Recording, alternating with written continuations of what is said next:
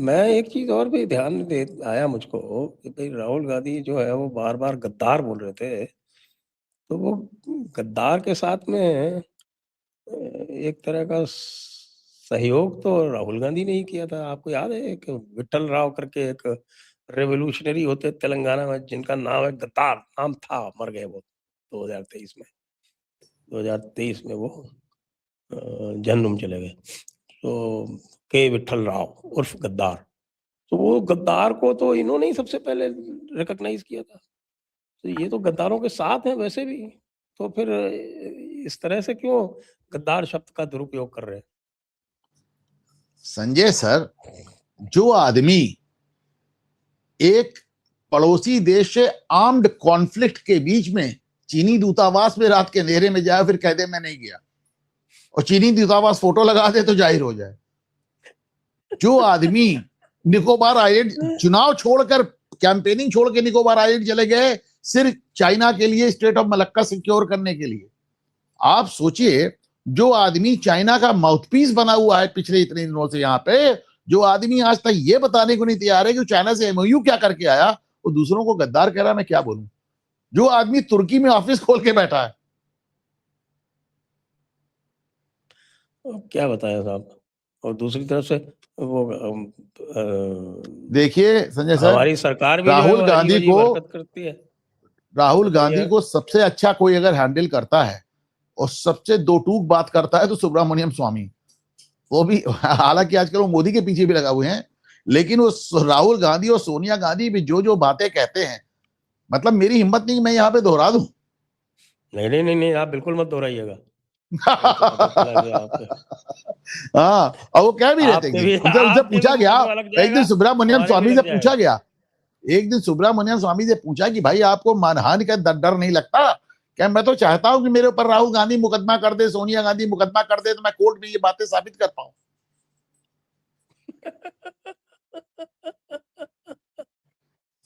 और नहीं, उनके एक मुंह बात कोई नहीं और भी है। लगता। नहीं, ये एक एक और भी है समस्या, कि ये जो अभी वो नॉर्वे में एक वो कौन है वो लिंग, हेली लिंग, उसका जो तमाशा था वो मेलोडी ने कुछ ही घंटों के भीतर खत्म कर दिया। इन लोगों ने उसको बड़ा चढ़ाया था कि साहब ये पता नहीं क्या ऐसा पकड़ के लेके आया। तो उसके बाद फिर कॉकरोच जनता पार्टी आई, और कॉकरोच जनता पार्टी का हैंडल बैन हो गया। तो बैन हो गया। बैन हो गया साहब, आज बैन हो गया, हाँ। विद हेल्ड इन तो इंडिया। वो तो आम आदमी पार्टी का नया नाम है, कॉकरोच जनता पार्टी। नहीं नहीं, मैंने तो उसको साबित किया है, सारे ट्वीट्स वगैरह सब दिखा के साबित किया है, पहली बात। और दूसरी बात यह है कि कॉकरोच जनता पार्टी की जवाब में एक नई पार्टी बन गई, मैं देख रहा हूं, चप्पल अलायंस पार्टी। आपने देखा कि नहीं? नहीं, ये नहीं देखा। और उनका आप जरा से लोगो देख लें, उनका सिंबल देख लें।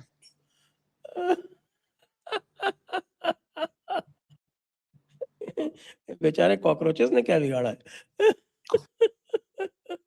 प्रतीकात्मक है, कॉकरोचेस ने कुछ नहीं बिगाड़ा है। और इसका इसका इसका इसका स्लोगन है, one slipper one mission zero cockroach.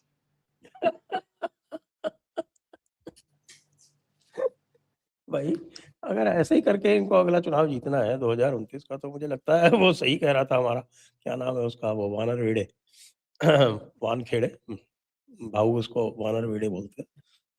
तो वानर वेड़े ने चुनाव से क्या लड़ना ही नहीं चाहिए, बंगाल लड़ना ही नहीं चुनाव से चाहिए। पहले कहा था कि संजय शर्मा ने उनसे पूछा कि अगर बंगाल चुनाव हार गए तो उनका फिर विपक्ष को 2029 का चुनाव लड़ना ही नहीं चाहिए। अब वो हार गए, बुरी तरह से हार गए। और हारने के बाद में उनका जो पोस्टर बॉय था जहांगीर खान, वो मैदान छोड़ के भाग गया। तो फिर मीटिंग में चर्चा ये हो रही उनके यहाँ कि भाई ये जो है, इसने पार्टी से अनुमति ली या नहीं ली। यदि पार्टी से अनुमति लिए बिना इसने मैदान छोड़ा है तो इसके विरुद्ध कोई कार्रवाई होनी चाहिए। और मैदान छोड़ने का उसने जो कारण बताया, आपने सुना? हाँ, वो सुना मैंने। वो तो उससे तो बड़ी कमाल का केस। कारण है कि शुभेंदु अधिकारी इतना अच्छा काम कर रहे हैं, मुझे चुनाव लड़ने की जरूरत नहीं। और जब इसने कहा था मैं झुकेगा नहीं साला, पुष्पा के अंदाज में, मैंने अपने चाय से कहा था कि रेंगेगा साला, और एक रेंगने लगा। और मजे की बात यह है कि आज अभिषेक बनर्जी ने एक पत्र भेजा as General Secretary of the All India Trinamool Congress, Speaker of the West Bengal Assembly, Rathin Bose या क्या नाम है उनका, कि साहब ये जो है हमारे तरफ से विधायक दल के नेता हैं और इनको लीडर ऑफ अपोजिशन के रूप में नामित किया जाए। तो स्पीकर ने उसका कॉग्निजेंस लेने से मना कर दिया। उसने कहा तुम्हारी मीटिंग नहीं हुई, एक बात। दूसरी बात, इस पे जो विधायकों के दस्तखत का है, किसको बनाया है? विधायकों का शोभन देव चट्टोपाध्याय, बालीगंज से, कोलकाता के जो बालीगंज सीट है वहां से विधायक, मतलब ममता बनर्जी के बगल में, भवानीपुर से थोड़ी दूर है बालीगंज। तो मजे की बात यह है कि कल जो मीटिंग बुलाई गई, वो मीटिंग बुलाए के एक प्रोटेस्ट के बहाने से मीटिंग बुलाई गई। उस प्रोटेस्ट में 80 में से केवल 30 विधायक पहुंचे।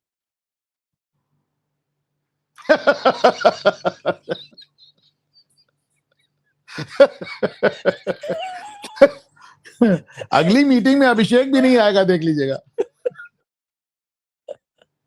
अब वो उससे इनकरेज होके, अभी तो उससे यही सवाल पूछा जा रहा है कि सलोनी घोष के साथ तुम फ्लैट लेके क्या कर रहे हो?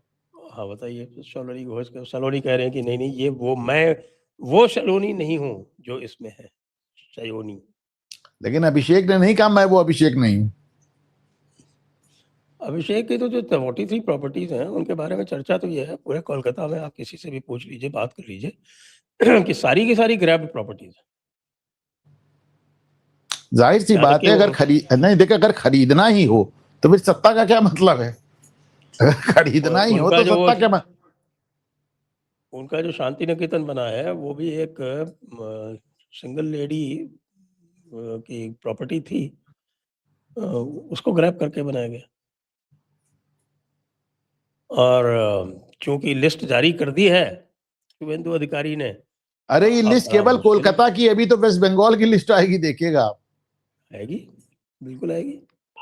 और मजेदार बात यह है कि लिस्ट जारी करने के बाद कोलकाता म्युनिसिपल कॉर्पोरेशन की एक बड़ी मेंबर ने इस्तीफा भी दे दिया है टीएमसी से, क्योंकि पूछा जा रहा बॉबी हकीम के रहते हुए निकल कैसे आई लिस्ट। तो वो मैडम ने जब इस्तीफा दिया, हमने कहा देख लो कहां से निकली लिस्ट। देखिए, जो कुछ बंगाल में हो रहा है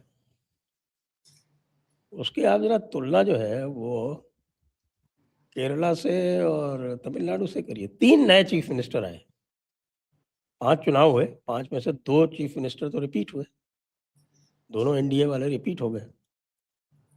और 3 जो ऑपोजिशन के थे वहां तीनों जगह नए चीफ मिनिस्टर आए। एक तरफ शुभेंदु अधिकारी आए, दूसरी तरफ आपके सतीशन आए और विजय आए। सतीशन ने पहला काम क्या किया, जो उनका एक 64,000 करोड़ का इंफ्रास्ट्रक्चर प्रोजेक्ट था, silver line semi high speed rail corridor, उसको निरस्त कर दिया उन्होंने। और शुभेंदु अधिकारी ने क्या किया, जितने भी पेंडिंग इंफ्रास्ट्रक्चर प्रोजेक्ट थे सबके लिए जो भी आवश्यक था, जमीन चाहिए तो जमीन, हैंड ओवर चाहिए तो hand over. National highway authority बहुत दिनों से 5 इनकी स्टेट हाईवेज का हैंड ओवर मांग रहा था, वो ये नहीं दे रहे थे। आती तुरंत सबसे पहला काम, रेलवे के लिए जमीन चाहिए, सैंक्शन। बीएसएफ के लिए जमीन चाहिए, सैंक्शन। जो भी और कोई अरे मैं अभी एक प्रोजेक्ट देख रहा था संजय सर कि एक मेट्रो की योजना थी, एयरपोर्ट का, वो केवल 3 दिन में कंप्लीट हो गई। सोचे 3 दिन का काम, उसमें 3 दिन का काम बाकी था, ममता 1 साल से रोक के रखी थी। एक चिंगरी घाटा नाम की एक जगह है और उसके ऊपर केवल वो उनका जो सेगमेंट लॉन्चिंग होनी थी, सेगमेंट लॉन्चिंग रोक के रखी हुई है। भाई सेगमेंट लॉन्चिंग में क्या प्रॉब्लम? बस उसमें एक छोटा सा वो पेटी कंसिडरेशन ये था कि इससे जो है वो कोई मोदी की वाहवाही हो जाएगी। वाहवाही नहीं हो, पब्लिक को ऐसी तैसी कर दो, बस अपनी वाहवाही जो है वो बचाने के लिए। ये पहले भी हुआ है, मैं आपको बताऊं, जब 2004 में सोनिया गांधी सरकार आई थी तो जो सबसे बुरा सेक्टर हिट हुआ था वो एनएचआई हिट हुआ था, क्योंकि एनएचआई और गोल्डन क्वाड्रिलेंगल का जो कंसेप्ट है अटल बिहारी सरकार लेके आई थी। तो सोनिया गांधी ने एनएचआई की सारी फंडिंग रोक दी थी वो उस समय कांग्रेसी कहते थे कि एनएचआई की सड़कें देख के लोग अटल जी को याद करते हैं, तो ये सड़कें ही नहीं बनेंगी।